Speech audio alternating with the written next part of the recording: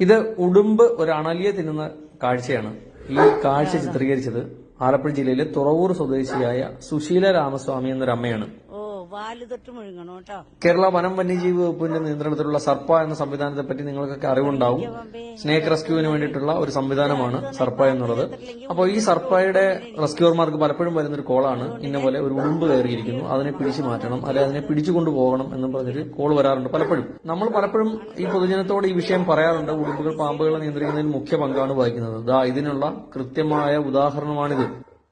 അപ്പോൾ ഇത് കാണുന്ന നിങ്ങൾക്ക് മറ്റൊരു സംശയം ഉണ്ടാകാം, പാമ്പിന്റെ കടി ഉടുമ്പിന് ഏൽക്കില്ലേ എന്ന്. ഉടുമ്പിന് കടി ഏൽക്കാതിരിക്കാൻ മാക്സിമം ആ ജീവി പാമ്പിന്റെ കടിയിൽ നിന്ന് ഒഴിഞ്ഞു മാറിക്കൊണ്ടായിരിക്കും പലപ്പോഴും അതിനെ പ്രതിരോധിക്കുക. ഒപ്പം തന്നെ പാമ്പിനെ മാക്സിമം കൊന്നൊടുക്കിയിട്ടായിരിക്കും ഇതിനെ കഴിക്കുന്നുണ്ടാവുക.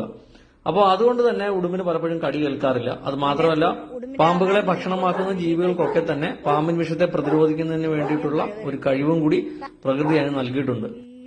അപ്പോൾ പ്രകൃതിയിൽ തന്നെ ഇത്തരത്തിൽ എക്സസ് ആയിട്ട് പോപ്പുലേറ്റഡ് ആകുന്ന ജീവികളെ നിയന്ത്രിക്കുന്നതിന് പ്രകൃതി തന്നെ മാർഗങ്ങൾ കണ്ടെത്തിയിട്ടുണ്ട് എന്നുള്ളത് നമ്മൾ മനസ്സിലാക്കേണ്ടിയിരിക്കുന്നു.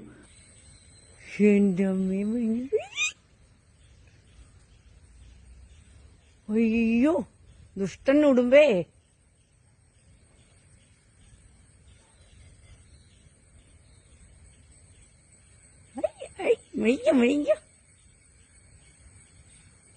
എനിക്ക് ക്യാമറയിലെ കാണുന്നില്ല, എന്നെ നോക്കിയാൽ ക്യാമറ നീങ്ങിപ്പോ.